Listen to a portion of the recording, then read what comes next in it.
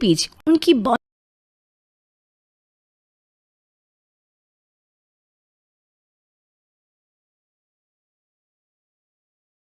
रश्मि और अमर लॉकडाउन के चलते डेटिंग ऐप पर मिलते हैं। उसी बीच उनकी बॉन्डिंग बहुत अच्छी बन जाती है और दोनों एक दूसरे से प्यार करने लगते हैं। बस लॉकडाउन खत्म होते ही चट मंगी पट शादी। उससे पहले घर में बात तो कर लो। अरे माँ पापा कभी मना नहीं करेंगे। अमर की बात सुन रश्मि खुश हो जाती है। ऐसे ही दिन बीतते हैं और देखते ही देखते लॉकडाउन खुल जाता है, जिसके अगले ही दिन अमर अपने परिवार के साथ रिश्ता लेकर रश्मि के घर पहुंच जाता है। अभी लॉकडाउन खुला ही है और कोरोना तो ख़त्म भी नहीं हुआ, इसलिए ज़्यादा कुछ ना करके अगले कुछ दिनों में छोटे फंक्शन के साथ शादी कर लेते हैं। अमर के पापा की बात पर सब सहमत हो जाते हैं। कुछ दिन बाद दोनों की शादी हो जाती है और रश्मि अपने ससुराल पहुंच जाती है। बेटा, शादी तो तूने अपनी मर्जी से कर ली, लेकिन बहू को बोल देना इस घर में हुक्म मेरा ही चलेगा, इसलिए अपना राज जमाने की कोशिश भी ना करें। माँ, रश्मि को यहाँ सिर्फ प्यार, आशीर्वाद और अपनापन चाहिए, पैसा या राज नहीं। बेटी की बात पर सास मुंह बनाए वहां से चली जाती है और अब वो हर रोज रश्मि को परेशान करना और ताने देना शुरू कर देती है। देखो, ये है आजकल की लड़की, इंटरनेट पर लड़कों से बातें करते हुए इन्हें शर्म भी नहीं आती, और यहाँ तो देखो कितनी सीधी सुशील बनकर दिखा रही है। मम्मी, शादी के रिश्ते वाले इंटरनेट ऐप से जब किसी को कोई दिक्कत नहीं है, फिर डेटिंग ऐप के जरिए मिलना किस तरह गलत हो सकता है?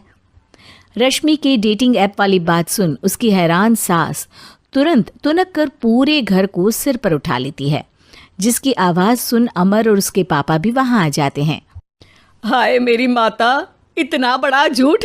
डेटिंग ऐप को इंटरनेट के जरिए मिली है बोलकर इस कलमुही को मेरे सर ला बिठा दिया। अरे नास पिटी, तुझे जरा भी शर्म नहीं आई? वहाँ न जाने कितने लड़कों से गुलू गुलू करके तुझे मेरा ही लड़का मिला था फंसाने के लिए। माँ, मुझे तो समझ नहीं आ रहा क्या बोले जा रही हो। डेटिंग ऐप इस्तेमाल करना कोई अपराध नहीं है, और तुम रश्मि को ऐसा कैसे बोल सकती हो? मैं भी तो था उस ऐप पर। पहले उसके लिए माँ से झूठ बोला और अब लड़ाई कर रहा है। सास और अमर की बात सुनकर रश्मि हैरान खड़ी रहती है। अमर, तुमने घर में झूठ क्यों बोला? ये सब देख रही हो ना, इसी की वजह से झूठ बोलना पड़ा। एक तरफ अमर और रश्मि की ये बात चल रही होती है, वहीं दूसरी तरफ सास का नॉन स्टॉप क्लेश सबको परेशान कर देता है। सब एकदम चुप, जो हुआ सो हुआ, अब मुझे कुछ ना सुनाई दे।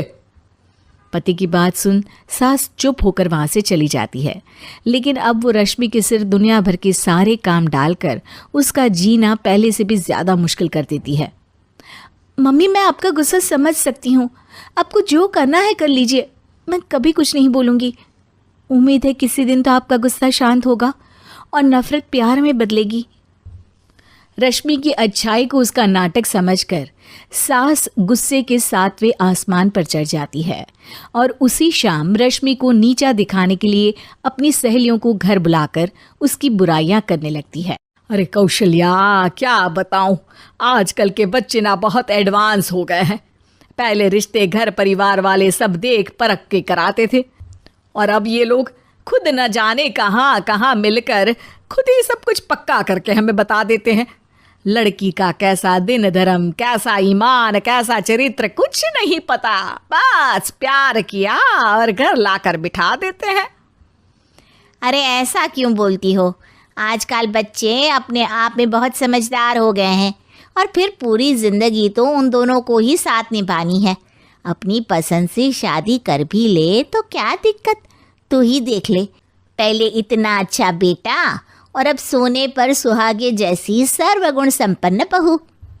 और पता है, अभी कुछ दिन पहले मेरी बेटी ने मुझे डेटिंग ऐप के बारे में बताया, जहाँ लड़का लड़की अपनी पसंद से अपने आप एक दूसरे को चुन लेते हैं, और फिर अगर सब सही रहता है तो बात आगे भी बढ़ जाती है। अरे इसमें इतना खुश होकर क्या बता रही हो? ये तो गलत है। न जाने कौन क्या है, कितना झूठ कितना सच है। अरे पर सोचो, जब तुम किसी के बताए रिश्ते को देखने जाते हो तो क्या एक ही बार देखने से सच झूठ का पता लगा सकती हो?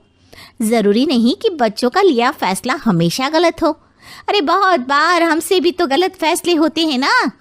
अच्छे बुरे लोग तो हर जगह मिल सकते हैं, फिर इसमें सिर्फ बच्चे ही गलत कैसे? सही